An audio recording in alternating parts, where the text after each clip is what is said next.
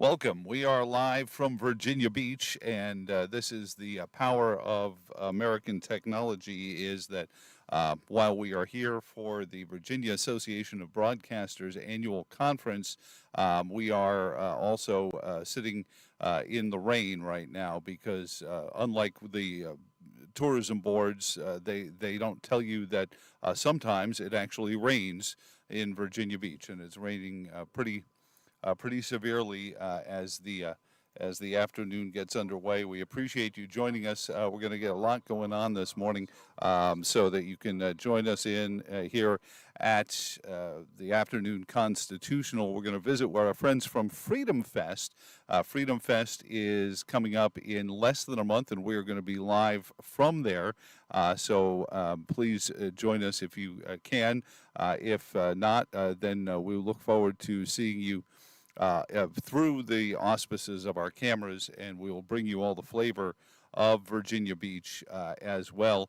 We're expecting Jean Mancini from the group March for Life. The president of March for Life is going to join us, and she's going to talk a little bit about Saturday's 1 year anniversary of the Dobbs ruling. So we're going to get some of what they're experiencing now as well as the Dobbs ruling comes up and soon to be on there as well. I'm not sure where Jeannie is yet, but we set her up fairly recently, so hopefully she can join us and we'll get in on that. And quickly, the Dobbs ruling, we're going to get into the some of the things that you may obviously know, but also some of the things you don't know, the impact, some of the things, the blowback from it, because a lot of people, especially on the abortionist left, and we just went through in our flagship city a spate of campaigns, all trying to out abortion one another. And it was very kind of sad, really, is you were looking at folks who were trying to say, no, no, no, I'm going to be more abortionist than you are. No, I'm more abortionist than you are. And it really was quite disturbing for a lot of folks in those communities to sit there and say, my gosh, what is going on? Why is this a race to see who can kill more babies? But G. Mancini perhaps uh, can enlighten us some of that as well, because it seems like since the beginning of that first moment that the leak happened, and remember, we can identify and we can dox FBI agents who are leaking to various congressional committees, but we can't find out which one of only about a dozen people at the Supreme Court um, leaked information regarding the Dobbs ruling. Jean Mancini is on with us now. It is good to see you, Jean. How are you doing this afternoon? Jean, good to see you. Can you hear me? I don't think Jean can hear us yet. Let's make sure Jean can hear us, and then we'll get together. There it is. Now, Jean, you probably can hear us now. How are you doing today? Doing well, thank you. So, tell us about the Dobbs ruling as it comes down to what where you guys are, because a lot of folks have been making hay about the issue of whether or not this has been a blowback to the pro-life community, because they say, oh well, you know, this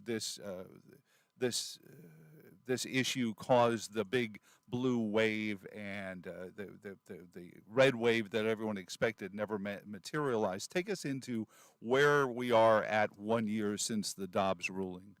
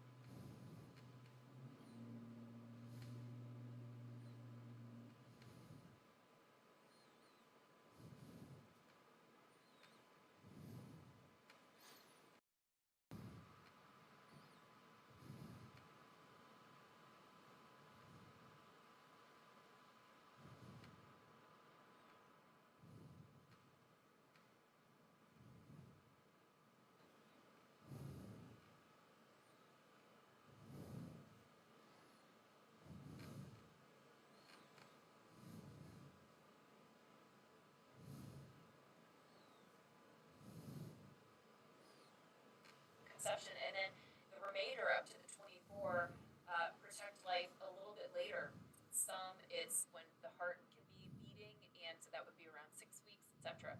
So we certainly have our work cut out for us in other states like California and New York and Michigan, etc. So that's just a little bit of the lay of the land and where we would weigh in on some of these questions. So when they talk about and they bring up the issues of the blowback, the energizing of the vox populi as it relates to the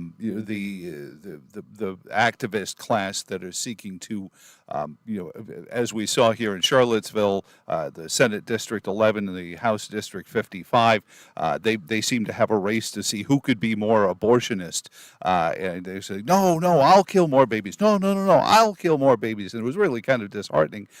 Is that a message that resonates? I don't know any people, Gene, that resonates with. Do you? No, and so just to be clear, I think your question is, if I understand it, that in other words, the overturn of Roe had it was a bit of a cultural earthquake, so to speak. And I think you're asking, did it do more damage than good? Do I Well, get that? it's a concern that a lot of people have that we are. Having a Uh, hard time hearing you. okay, I apologize for that. The folks, and now you've muted me. Don't do that. So the folks are saying that there is a concern that what we did is we poked the bear, as it were, and these folks are now out there, winning elections that they probably shouldn't have won. Jeannie, based on the Dobbs decision. What do you say to them?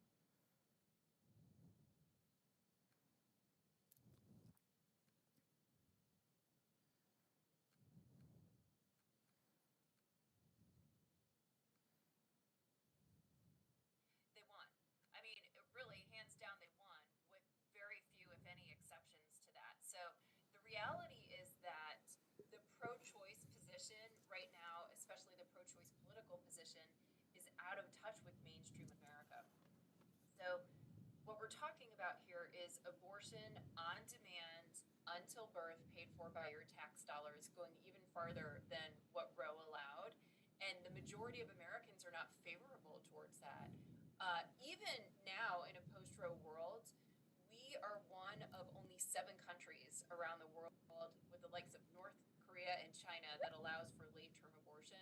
But when you look at all of the European countries, essentially, no one allows abortion after the time of 12 weeks.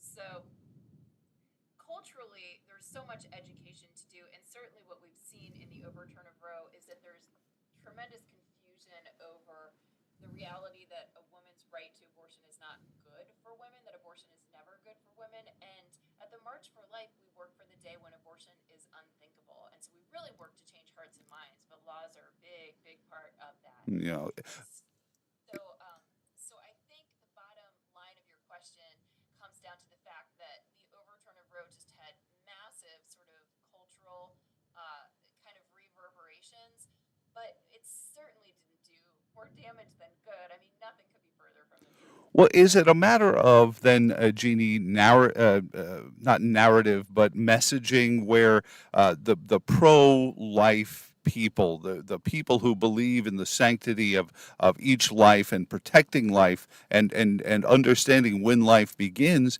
they need to come up with a better message. I've heard from people saying, you got to drop the abortion stuff, Joe. It's not, people like, they want to stay away from it.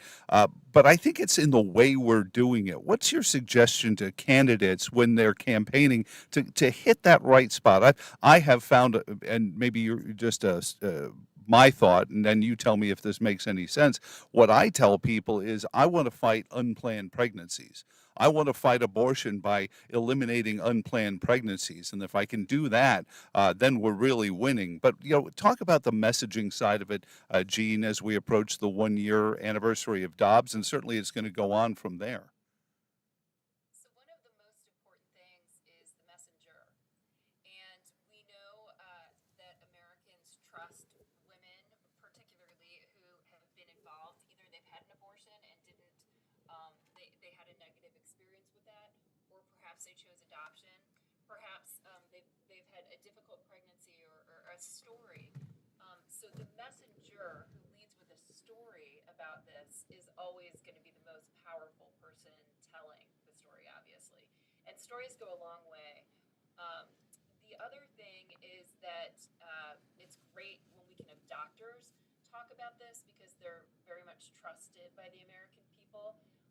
There's a wonderful organization called APLOG, the Association of American Association of Pro-Life OBGYNs, who just a tremendous organization, and they're wonderful to a message on this. And then those of us who have been adopted, who have family members who've been adopted. So first of all, just the messenger. Hmm. But I think that the other thing is that um, we can't be afraid of addressing the fact that life is beautiful and that being pro-life is a really honorable and good thing, that this is a human rights issue. So I think what happens sometimes is that that politicians might get backed into a corner on questions that are a little bit tricky. But the reality is that this is something to lean into and not to be afraid of, but always to lead, I think, with the humanity of the unborn and to address the fact that abortion does a disservice to women, Mm. that abortion is not good for women. Women deserve better. Well, certainly, and we've seen, and President Trump is a great example of what happens when the reporter winds up making themselves the story rather than just asking a question, because often the question is the load, and whatever you answer really is irrelevant. So I think having a thin-skinned is a good message for folks who are trying to lead the charge in the public-facing part of this, right, Jean? Well, I'd say maybe a thin skin. I'd say not being too worried about what people think, but to always emphasize the beautiful humanity of the unborn child and Mm. how what we're doing is we're fighting for moms and babies here. Um, Also, just this year, listen, we've lost 60 million Americans to abortion since Roe came down in 1973, and we really need to tell that story, which is Yeah. what we do at the March for Life every year. And I should mention, we have this beautiful state march initiative. I'm from Virginia, so it's in Richmond every year. We had our fifth Virginia March for Life in Richmond this February. We'll have another one next February. So for those of you in Charlottesville who can't make it to the national march every January, you are most invited to join us at your state march every year. And it's coming. I mean, you mentioned it, February. I mean, we're right here. We're almost 6 months from it. Gene, thank you so much. What's the website for the Virginia March, or is it just go to the main March website and then look for your state from there? That's right. So go to the marchforlife.org website. You can also check us out at marchforlifeaction.org for, text alerts and legislative updates. That's our sister organization, our C4.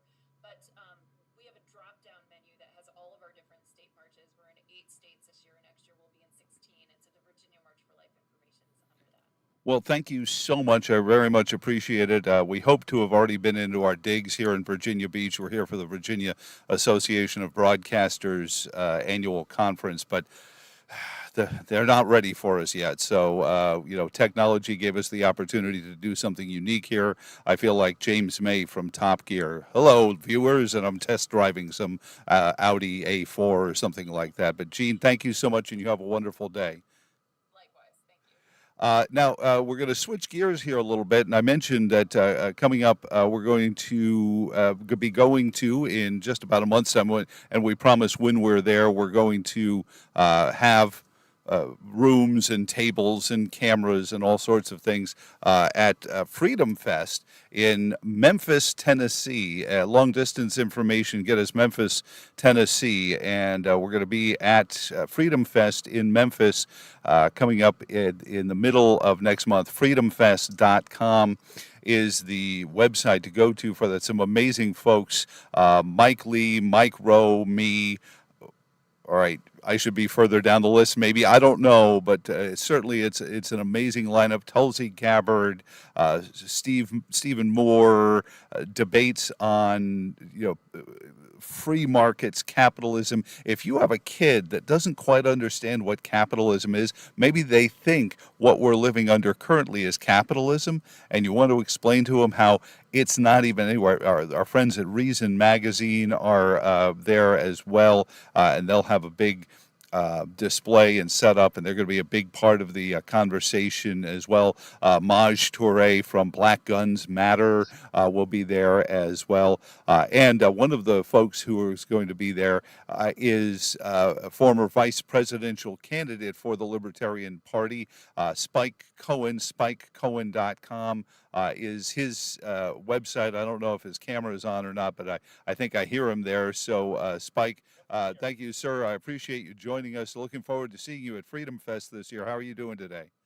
I'm doing great, man. Thanks for having me on. And yes, I'm looking forward to seeing you at Freedom Fest as well. So talk about the political side of libertarianism a little bit, Spike. You ran as the Libertarian for vice president in 2020, and everyone always, as soon as somebody says Libertarian candidate for, and then insert whatever the office is, they go, "Oh yeah, no, it's no, they're not going to." Just go. Why is a series of concepts under libertarianism, free markets, medical autonomy, all these things that seem to be leading to even a guy like Robert F. Kennedy Jr.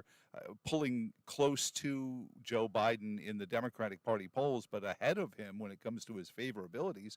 These are all issues that, if you break them down, we all agree on. But then when you say the word libertarian, they go, "Oh yeah, no, I couldn't vote for that." Why is that? Well, honestly, it's if you say anything other than Republican or Democrat, people have been so conditioned to believe that no one other than Republicans or Democrats can win elections that it very often becomes a self-fulfilling prophecy. That's really the biggest problem. The great refrain I often hear when I go on radio shows, podcasts, TV shows, and so forth, and we get feedback from people that have listened or watched, or even sometimes from the hosts themselves, they'll say, "I like everything that you said. I agree 100%. You sound better than anything I'm hearing from Republicans or Democrats, but I couldn't possibly vote for you because you can't win." And what happens is that becomes a self-fulfilling prophecy. The answer I have to that is this: we already have well over 100 years of data on what happens if we keep voting for authoritarians, whether they are under the red flag or the blue flag.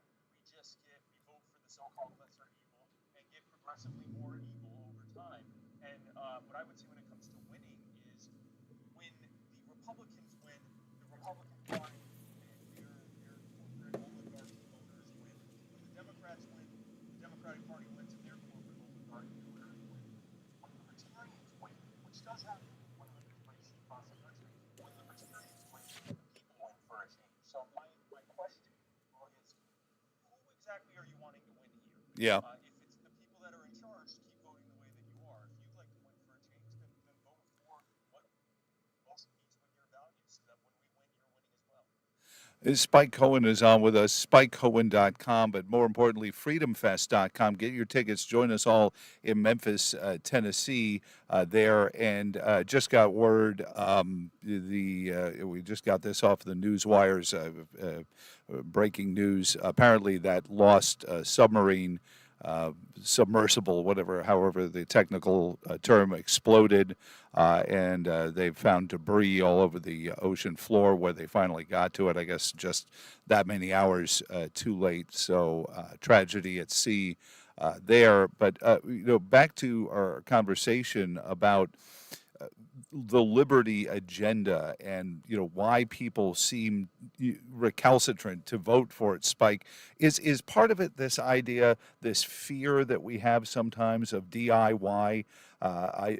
For example, if you just buy a house and you've never had to fix plumbing before, you're like, "Oh, I don't know what is." So you're hopeful that there's some plumber that you can rely on to fix it. And maybe that's why we seem to just run home to mama every time. The idea of running a country ourselves, and we're like, nah, let's let the Democrats and Republicans kind of sort it out. They seem to have it figured out, and by figured out I mean they know where the money is. Is that play a role in it? Exactly. Yeah, so I do think that there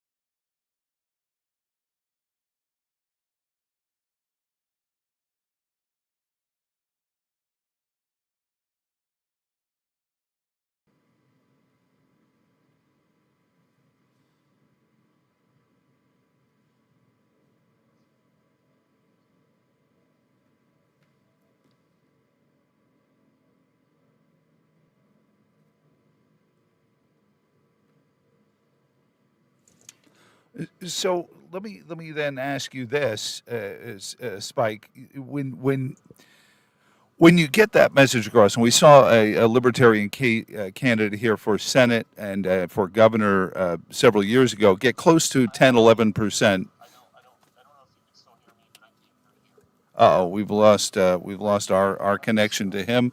Let's see if we can't get Spike back in connection here, so that he can hear us. Let's reconnect to Spike, and apologies if look at that, it muted us. So let's try it again. Can There it is. There you go. There we go.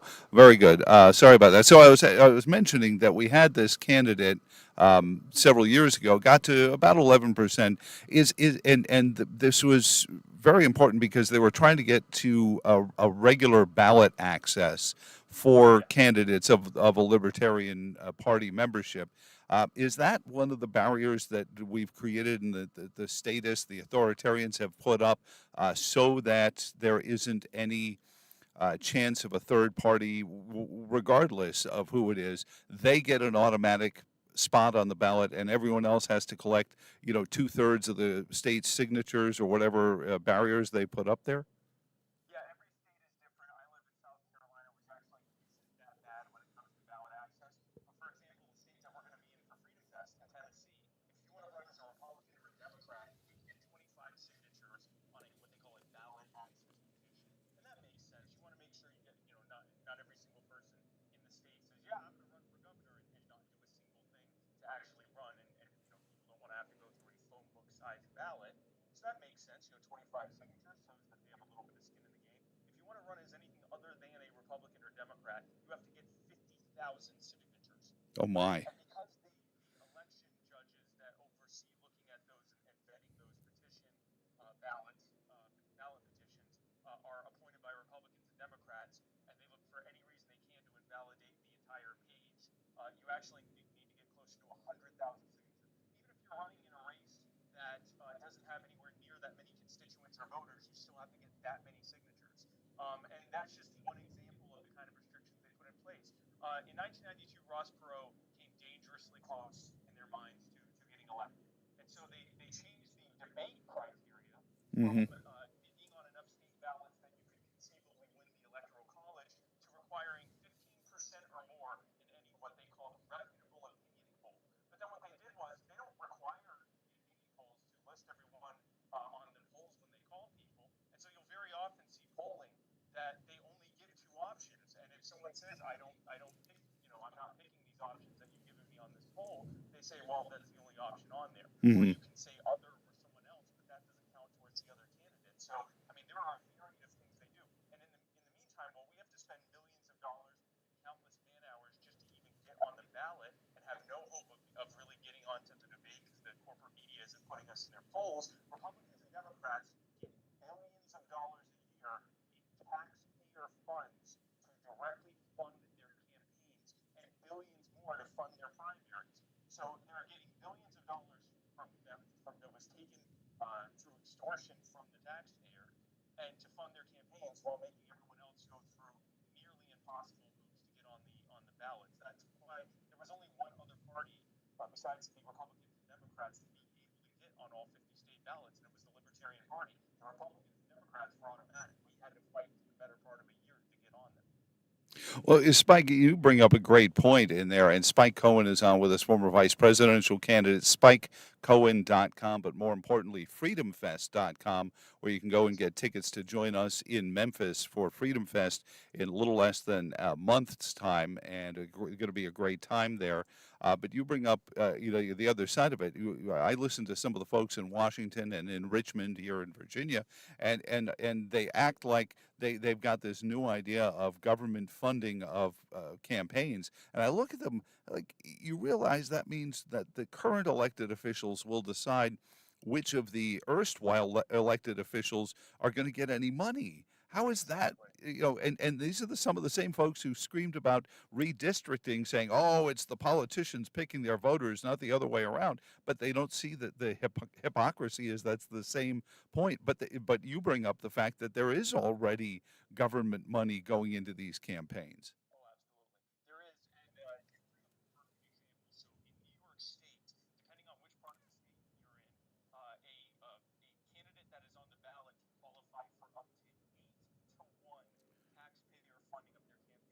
every Wow. dollar they raise up to several million, they get $8 from the taxpayer. And what happens is the Democrats who are in control of New York up there, but also with the help of the Republican Party, they fight to keep everyone else off the ballot, and they argue in court it's to protect the taxpayers from having to pay too much for all these campaigns. So they put these rules in place and say, oh, this is so that we can have candidates who don't have access to all this money will be able to still run, and people will have more options. And then they use it as an excuse to make it so that no one else can be on the ballot. Well, it's going to cost way too much money to fund all these campaigns. And so we go into court and say, we don't even want the money. We just want to be on the ballot. And they go, well, you'd have to get the money if you got on the ballot, so we're not going to let you on the Oh ballot. my gosh. Just one example of the nonsense they put us through. And it helps all of these things, not even seeing libertarians on the ballot, and the fact that we have to put so much work into just even getting on the ballot before we do our first moment of shaking hands or knocking on doors or any kind of actual campaigning. This Right. just helps to drive home this sort of self-perpetuating idea that libertarians can't win, which is why I have said we need to, and have continued and have started to do so. We need to focus on the races we've been able to win by the hundreds, local races. We can, and with the right focus, we can win thousands of those races and help to stop reinforcing that narrative that we can't win, but also to show that when we win, the people win as well. To Mm. show people that our ideas are not just good ideas on paper, but that they actually work in their backyards, in their communities. Spike, talk a little bit about what you're going to be participating in Freedom Fest. I know if you're anything like me, you're going to probably spend half your time at the Anthem Film Festival. Don't tell Mark that, but I always go. And Joanne's been on the show before, and she chuckles at the idea that sometimes my favorite part of Freedom Fest is the Anthem Film Festival. But tell us about some of the stuff you're going to be participating in. Oh, absolutely. So I'm actually half my time is going to be spent on various panels during this week. I've got me on like 6 or 7 panels this year. It's fantastic. But no, I love Freedom Fest. It is the biggest, as far as I know, the biggest pro-freedom convention that happens in the U.S. And every year, people come from all around the world to share every aspect of how to be more free. I'm a talking head politician type, so I'm very often talking about the political aspect of freedom, and that's majorly represented there as well. But we also talk about things like financial freedom, health freedom, freedom in your personal life, and things like Mm-hmm. that. And so there's people from every single aspect of how to live a freer life that come and give speeches and panels and pop-up sessions, and there's vendors there with all sorts of additional information, people giving out free trial samples to their different services and things like that. And we've got some incredible speakers coming as well. We have the host of Dirty Jobs, Mike Rosen. Mm-hmm. Really enjoyed that. And Kennedy, who is on Fox News, is going to be there. She's actually the MC this year. And we have Ennis Freedom, who gave up his career in the NBA because of his insistence on speaking out against the tyranny that was happening in his home country of Turkey. Mm-hmm. We have Afroman, who is a well-known rapper who has dealt with a lot of persecution from police in his state in, I believe, Alabama. We have people, some Matt Taibbi, who is he was one of the main people behind the Twitter files leaks, so we know much more about the collusion between government and big tech. And this is just a sampling. You got Oh yeah. me. I'm going to be there. You're going to be there. And that's just a sampling of some of the incredible Yep. people who are going to be there talking about every single aspect of freedom. So if you cherish freedom and want to know how to become more free in not just politically, but in every way possible, I encourage you to go to freedomfest.com, and I will hopefully see you there in just a few weeks. Yep, Spike. And last question. I've run into a lot of young people who say this to me. It's almost like a talking point. Capitalism doesn't work. I've said, dude, I can barely remember. I'm almost 60 and I can barely remember capitalism. What you're experiencing is not capitalism. Exactly. There may be more closely related to capitalism in Beijing or Ho Chi Minh City than it is in Richmond or Washington D.C. Is that something that if a young person comes to Freedom Fest, they'll learn? They will absolutely learn, and I hear that all the time. They'll say, why are we defending it? Because very often we talk about free market capitalism, and they'll say, why are you defending the status quo? And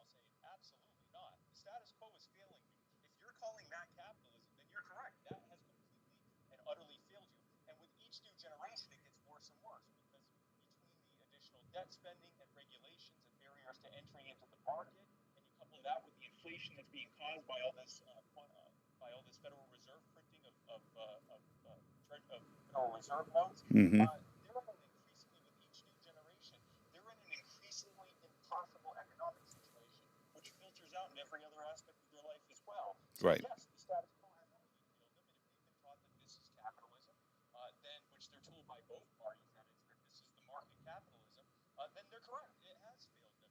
We have to show them what the free market actually is, and that Amen. the status quo is failing them precisely because it is being centrally planned, and that anyone trying to tell them that the solution to the status quo is more central planning is selling them even more of the poison that got them sick. And so, yes, Freedom Fest would be an absolutely great place for them to learn every single aspect of that.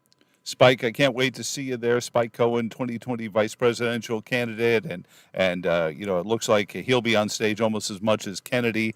Just Heartbreaking. about, yeah. She's another one that got done in by Fox News and their wokeness there as well. So look forward to seeing her and you guys as well. Freedomfest.com. Spike, thanks again and have a wonderful afternoon. Look forward to seeing you in Memphis. Absolutely, man. Thank you so much. And thank you for tuning in today to the Afternoon Constitutional live from Virginia Beach. Hopefully, like I said, tomorrow we'll be more permanently set up in here and we'll be ready to go. We're going to actually talk to some of the folks from the Virginia Association of Broadcasters about why radio still seems to be the one media that, and maybe it's because we grasp stuff like this, that still hits it. Don't forget our friends at govoversight.com. It's right over here over the window if you can see it. Govoversight.org, pardon me, is our website. Our favorite four-letter word is FOIA. So until then, it looks like the sun has finally come out here in Virginia Beach. Hopefully our broadcast area will be ready soon. Until tomorrow, so long, and thanks for all the fish.